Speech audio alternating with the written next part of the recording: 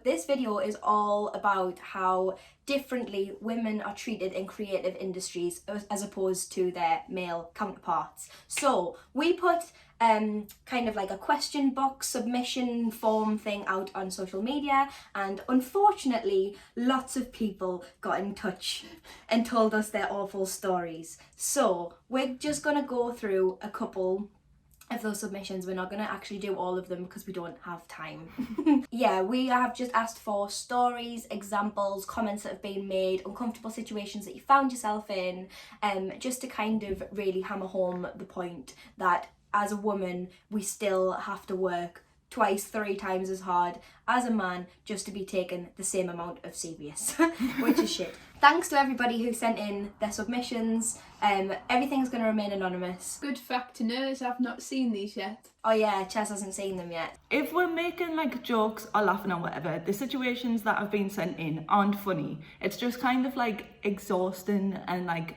ridiculous at this point that these things are still happening. So if we're like taking the piss or whatever, it's not at the expense of like the situation or at the people who have sent these things in. It's just like, how else are we supposed to deal with that? I know. Like, if we were angry about it all the time, we would never stop being angry. We'd be angry every day, every second of our existence, and it's not worth it. Yeah. So yeah, if we are making light of the situation, that's kind of all it is. I'm reading it off my computer if I'm looking to the side all the time.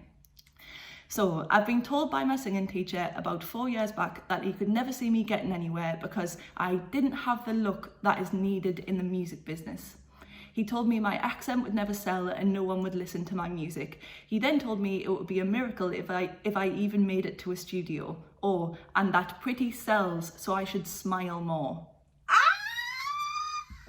I don't really get told to smile more very often because I am quite a smiley person in general. But when I hear it said to other people, literally nothing infuriates me more. I have the most relaxed bitch face that you'll ever meet. So like, to be like, smile, I'm like, huh. Yeah, it makes you wanna like. It makes me so angry that I'm like, I'm never smiling at you in my life. I'm never going to smile ever again. No, like I'm going to sew my mouth shut so I can never smile just to spite you, you stupid dick. Like, can I just say as well? This submission was sent to me, and the poor lass that sent it is 18 now. That was 4 years ago, which means she was 14 when she was told that pretty sells. You're a grown man, first of all. Why are you like trying to find a 14-year-old attractive or pretty? Like, why are you trying to like sexualize or romanticize a 14-year-old, a child? This is the kind of story that you hear about all the time. Like, that's Lady Gaga's story. How many times did she get told, like, you're not pretty enough for the music industry? It just doesn't make any sense. What does the way that you look have to do with the music that you put out? And also, I've never heard that being said to a man. Like, I'm sure it's happened. Yeah, I'm not saying that it hasn't happened, but like the amount of times I've heard that story come from like young girls is awful. Because you don't hear it's like, oh, handsome sells. No, I would like to preface this one with the girl who submitted this has a name that is unisex. So prior to the meeting that she found herself in, I assume they thought that she was a man. They thought she was a boy, because I mean it's a more masculine name. It says, it's more associated. Yeah, so like, they probably just assumed. In a meeting with a major label as part of an artist's management team, I was referred to as a groupie and asked why I wasn't getting the artist's coffee. Like, the girl who submitted this is like, I don't know how she got to where she's so successful. Like, it's so cool to see all the stuff that she does. And when she told me like which label this was, I'm not gonna say it because I'm not gonna drag anyone's name through the mud, but like, it's just like not excusable. Like, it just kind of shows that it's the people at the very top that are doing this. Like, it's the people who have the power to change it who are actively choosing not to. I can imagine when you're in that situation, it's not like if someone calls you a groupie or whatever, it's not you can go, fuck you, I hate you. Yeah, because you're in a professional situation. So it's like, but then also that stigma of, if I say something, I'm gonna get fucked over, I'm gonna get my team fucked over. Exactly, like she made a point of saying like they went into that meeting with like the lower hand, like they were the label, so like they are obviously on their best behaviour in that situation. So there's nothing that you can back yourself up with in that setting. Nothing. Awful.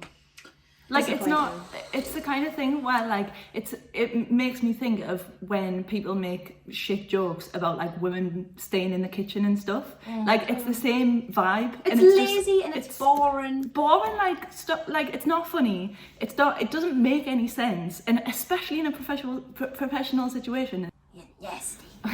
You're nasty. Okay, next nasty one. These were sent like in a few messages, so I'm just going to read them out like bit by bit. Sexual misconduct reports being ignored. That's a big one in itself. Having my appearance scrutinised and commented on every single day at work. And then the last one is bands making inappropriate comments at me at work, and then in brackets gigs, and male colleagues ignoring.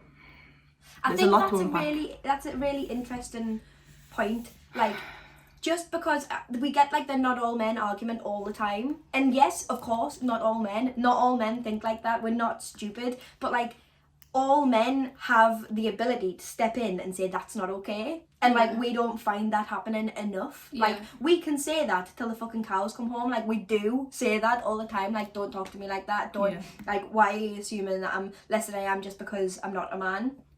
But it's clearly not taken as seriously as when it's said it comes from another man. Like, more men need to stand up when they see these things happening and say that's not right. Like, that's not. And the fact that it's we've actually split this person's submissions up into 2 lots, so I have another 2 by the same person. Yeah. And she actually said that it was enough to make her leave her last job. There's only so much you can put up with, isn't 100%. there? And then it's like, if you do say something, you're a guy and you stood up for someone and you've said your piece, you don't realise how much that helps. Yeah. Like, even if you, like, do you know what I mean? Just anything you say and anything you do to help. Because it's the individual who feels who gets the gain from that. From the same submission, multiple managers touching female members of staff inappropriately on work nights out. Management, people at the very top.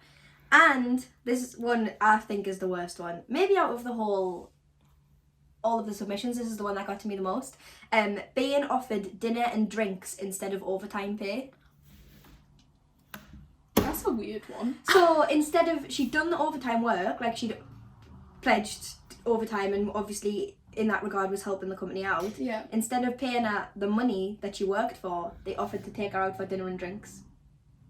Like on a date or whatever. Women aren't paid enough in the first place. Women don't have equal pay to men in the first place. And like, that sounds insane to say in 2021, but like, it's literally the truth. Why do you think it's okay when someone is spending their time, their life, giving away hours of their life to do a job that is benefiting your company? Why do you think it's okay to say, I'm not going to pay you in cash, I'm going to pay you maybe a cocktail? Would you like a girly cocktail? Like, you just...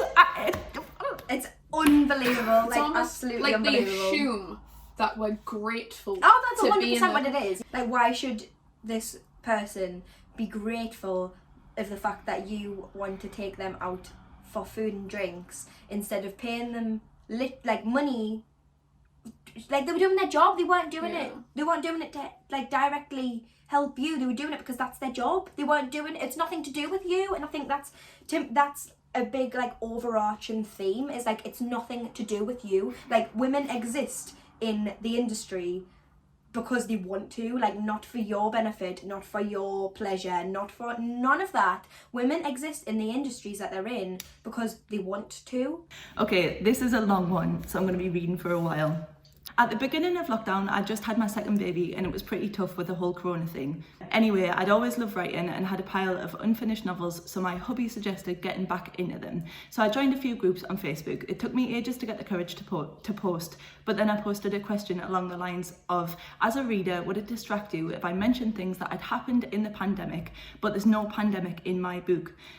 So things like Taylor Swift dropping Folklore and binge watching Disney Plus, but they're still going to busy pubs, which is where they hang out. The first comment I had was from a man. And it said, if I hear the word COVID one more time, I'm leaving this group. Stupid. Do it then. Bye. I know. So then she said, should have been a red flag, really. Yeah, exactly. And then the next bit says, then I got more comments saying, who cares? It's a rom-com. weird. Then I had men tell me about my genre, like a publisher would not publish a rom-com by an unknown author and no agent will take submissions when the market is so saturated. First off, I self-publish, so that comment was irrelevant and irrelevant to my question. Others followed on and offered the same advice. I think the thing that I got from this one is just that, like, unsolicited advice is a thing that women deal with all the time. Like, she didn't ask for that. She asked a question, yeah. None of the things that were said by men were relevant to the question at all. Yeah. And I think this is just a snippet of what she'd got, like, commented on that post in that Facebook group. I would imagine they weren't actually, like, angled in a very helpful way either. No. It was probably very snotty, like, looking down on, and the whole, like, looking down on rom-com, like, don't read it then, like, don't read it. And I think that, again, this is a really good example. This woman just wants to exist in our industry. Like, she just wants to do it. She just wants to exist. She just wants to write a book. I'm gonna slam a few pages here because I'm a member of them, but, like, I don't give a fuck. I don't need their advice. But it's like, do you know the bass players market, musicians market, Northeast, fucking coming at you.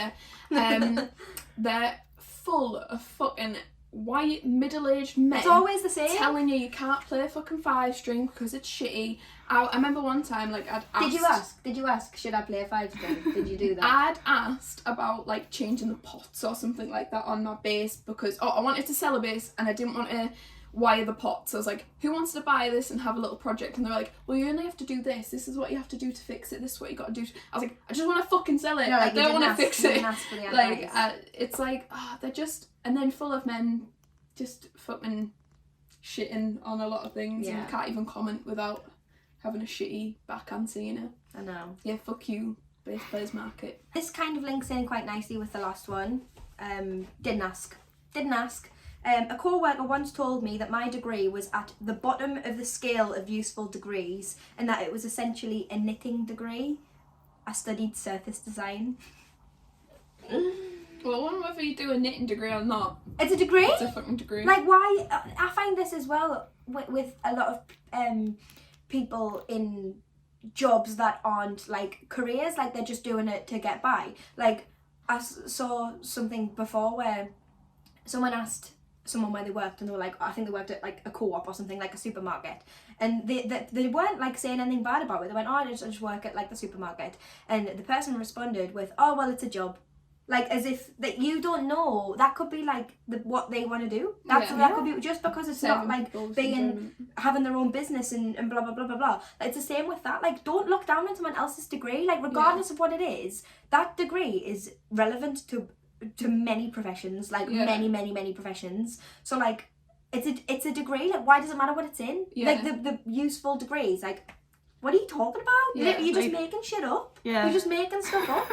Who are you to comment on, like, my degree? Like, my performing arts degree isn't relevant in, like, a science lab, but your science degree isn't relevant in, like, on, like, a stage. Do you know what I mean? It's all just, like, just let people live their lives. Like, also, like, that what was that degree in? Surface design. Like, I couldn't do that if I tried. Could not do that if I tried. And even if you could, who are you to judge? Like, stop judging people. It literally, like, just let people live their lives. It's so boring. I went to management to complain after a male co-worker made inappropriate comments about me and was told that it was because my shorts were too short. I was 17. Peter. Literally, that's a child. Victim blaming, like, that's simple as that. That is blaming her for having short shorts instead of him for being inappropriate. Don't understand the correlation. Like, to me, there is no correlation. No? Like, you are wearing something.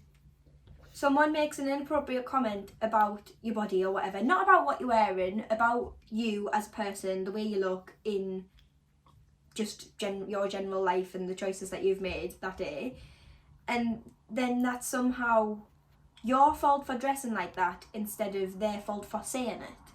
Yeah. Like, I just don't get it. I don't understand. And, like, especially in a professional environment. Like, if you're going to management to complain that someone has made you feel uncomfortable, how is what someone's wearing more important than the fact that that member of staff feels uncomfortable? It's the one that most infuriates me because it is literally, like, why have you said that comment? Is because you're sexualising that person. 100%. And then it's like, well, your shorts are too short. But if you look at your shorts are too short, why are you saying that comment? Is my shorts too short because you think either more skin's on show or more whatever's on show, which is sexualising my body, which shouldn't have to happen at Not work. at work. Like, not anywhere, but especially not at work. I'm pretty sure as well that, like, if she was wearing short shorts, it's not going to be the middle of winter. Do you know what I mean? Yeah. Like, she's probably wearing short shorts because it's fucking hot outside. Even like, if it was she's winter, not gone to work hoping that someone comments on her body that day. Like, it's for comfortable. Like, it's for being comfortable. It's for comfortable. It's for comfort as well, I suppose. Especially at 17, if someone said that to me, I would have been like, ugh. Like, everything is my fault. I shouldn't have, like, spoken out about it. I shouldn't have worn the shorts. Like, fuck that. Wear the shorts. Wear the shorts. It's like that saying, like, if men just disappeared overnight, what would you do? Wear shorter shorts. I could leave my drink unsolicited. Yeah. Go out for walks I'd at night. put my keys in between my fingers. I'd go out late at night. Like, it's just so true. Once a man stood beside me at the bar of one of our gigs after the first set. He asked me if I was wearing a sports bra. I was like, what the fuck, and just kind of didn't even reply because I was thinking, why on earth is he asking? He then went on to explain that he had hoped I wasn't, so that he would have a show when I was dancing / jumping around the stage during the second set. I just walked away, to be honest, but yeah, that was the last time I wore a low-cut top to a gig. Oh man, this is what I mean. Like, words have weight. Like, that has been said, and then after that, a decision has been made, even though she felt perfectly comfortable. And that's such a control thing. This is probably the one that makes me the most angry, because I just think he's made a point of finding her before she goes on stage to do, like, something that's scary for most people, and make her, like, let her know that he is watching. He's watching her chest and he's looking, like, that's just so uncomfortable. And, like, what a way to make, and that's her at work. She's at work, she's playing a show. Obviously, like, when you're put on the spot like that, it's so hard to know what to do because it's so vile. Like, it's just uncomfortable and awful. But, like, to me, I would go, like, if that was me, I would go to someone I trust and be like, I don't want this person at my gig. Like, if I'm playing the show, like, I don't want them there. I would now. Yeah. I don't know if I would. I don't know if I would have. Years when I ago, was probably younger, not. No. It's really to hard. be able to say you've got that option to do that. Like, so if something happens, is going to somebody that you trust and being like, this person needs to leave. Yeah. Like, those kind of comments stay in your head for so long, and it's so hard to not, like, we're like talking about these comments and being like, these men are awful, and it's easy to say that when we're just sat here, like, in our own homes, but when that actually happens, it can be really traumatizing, and it can stick in your head for, like, years and years and years, and it's really hard to not, like, succumb to the thoughts and be like, okay, well, I'm not going to wear a low-cut top now because I'm really uncomfortable with that. I'm not going to wear the short shorts now because I know that other people might be looking at me. Like, it's really hard to not let that happen, but then you're going to be living your life for those people. I can picture this bloke as well, can you? Like, I just know he was, like, a middle-aged man, knee hair, like, he's one of bit them overweight, like, do you know what I mean? Like, I can see him, and because it's happened in the past, and it's just, like, such a specific demographic of people who think they have the right to do that, and you don't. Our last one for today. This is another abuse of power. Huge abuse of power. I've had multiple men who work in A&R at major labels pretending to be interested in my band. Before long, they all end up becoming creeps. One of them privately messaged me to comment on my lack of bras on my Instagram stories. Why?